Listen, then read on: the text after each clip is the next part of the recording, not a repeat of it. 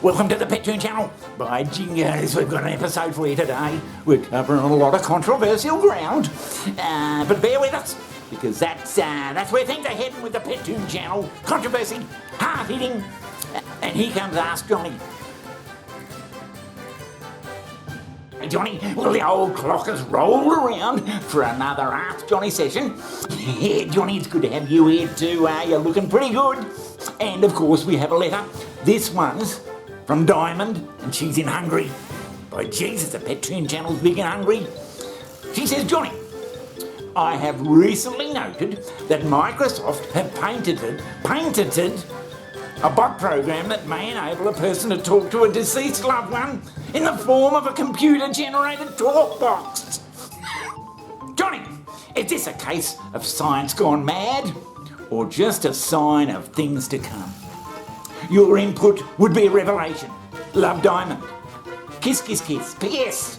Hungary is hungry for the Pettoon Channel. Thanks, Diamond. That's very funny. What do you think about that, Johnny? Yeah, now where does all this end? Now, I understand that people losing loved ones might want to somehow pretend they're talking to their lost loved one. I understand that. Microsoft has patented new technology that would let you talk to dead people. Sort of. Microsoft developers creating a tool that would make it possible to have a virtual conversation with a chatbot resembling deceased loved ones or historical figures. It also seems we're heading into a world of sort of make-believe. Today in creepy news, according to the UK's Independent, Microsoft has been granted a patent that would allow the company to make a chatbot using the personal information of deceased people, effectively allowing you to still talk to loved ones after they're gone. The patent describes creating a bot based on the images, voice data, social media posts, electronic messages, and more of a real person. It could be someone in your family, it could be a famous person, it could be a fictional character or a historical figure. It could be anyone. Anyone who has ever lived or been imagined can come to life as a chatbot so that you can communicate with them. Apparently they stick all the stuff together that they've got and, they can turn them into a hologram and make them seem real. But there's a couple of people long dead that I would like to talk to.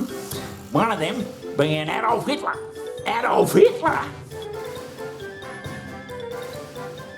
Yeah, I'd like to get old Adolf and have a chat to him about certain things that happened early mid-century, 20th century, and what the bloody hell was he thinking? I'll ask him how it feels to be relegated, to be the biggest prick in the history of the world, and how he thinks about that. Yeah, another one I'd love to talk to, sort of a hologram, brought up from the past.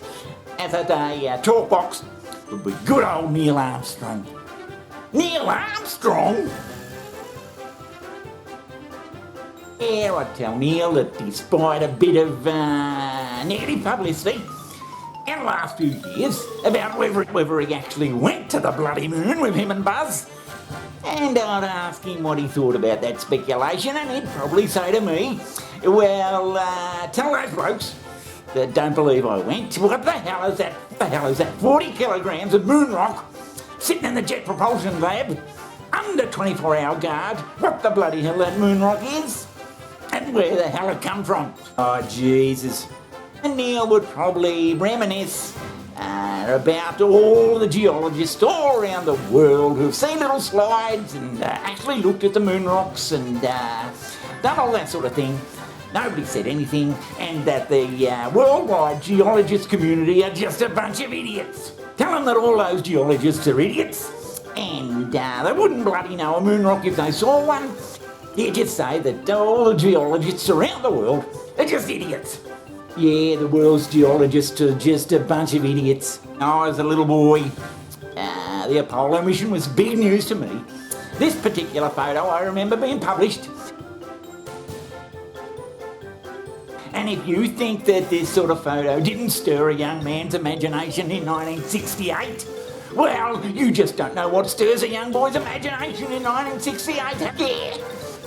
and another fella I'd like to have a talk with, even though he's still with us, God bless him, is good old Bill Clinton. Bill Clinton? I'd be telling him, Bill, for Christ's sake, keep away from that Monica Lewinsky. The blue dress, yeah, she's going to be nothing but trouble. You're going to be drawn and quartered over that incident. You should have stuck to playing your saxophone, Bill. Yeah, then there's another one I'd like to talk to from way back. It'd be good old JFK. Yep, John F. Kennedy. John F. Kennedy? I'd tell him, for Christ's sake, Mr. President, don't go to Texas. It's not going to work out well for you. But then just being a chat box, a bot, he'd just probably wonder what the hell I was talking about. So, Johnny, I think this load of bullshit has some good and bad points, and we'll just wait and see what the hell happens. Great comments, Johnny, as usual. Now, we've got another letter here, and it's from Baz Starsky and Hutch in Galveston. We love it down in Galveston. Galveston, yeah, I can still hear your sweet winds blowing. That says, Johnny, I have been watching events unfold over there regarding an Afghan war hero now being investigated for war crimes. Can this be possible, Johnny? Signed, Baz. And we're bloody big in Galveston. Glenn Campbell liked Galveston. What do you think about that, Johnny? Yeah, the old Ben Robert Smith. He won the VC, you know. The VC is the highest award a soldier can receive in Australia, Britain, and I suppose all over the Commonwealth. He got that a couple of years ago for bravery. But it seems that some people in his squad didn't like the way he was behaving. Ben Robert Smith is a decorated former soldier, and he is suing The Age and the Sydney Morning Herald for a series of articles that allege he was a war criminal when he served in Afghanistan. He is strongly denying those allegations. And there has to be sort of checks and balances on this sort of stuff, but you got to wonder why the hell we send these blokes over there in the first place. And they're nearly all blokes, because they're the elite, our commandos, and they're sent over there to do a job, and it's not easy. As I've said before, it's not a bloody cricket match where an umpire goes over there and says, you can't do this and no, you can't do that. Things just happen because these bastards are trying to kill you. I always thought he was a war hero.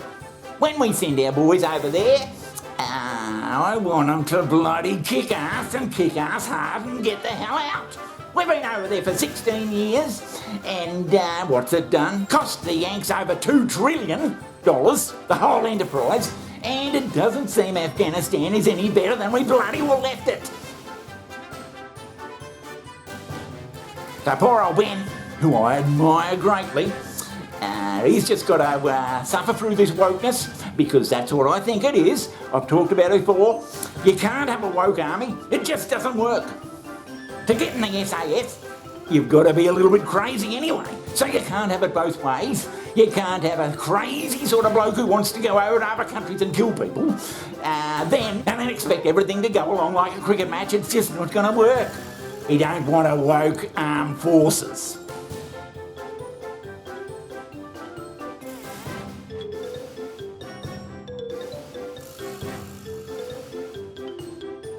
Oh, Jesus.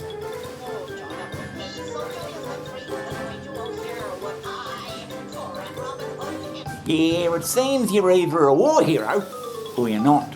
But all this discussion, this morning's discussions on Ask Johnny, has got me thinking about a lot of things. And one of those things was good old Bill Clinton. Good old Bill. So today, I'm going to do a little drawing honouring Bill and all his exploits.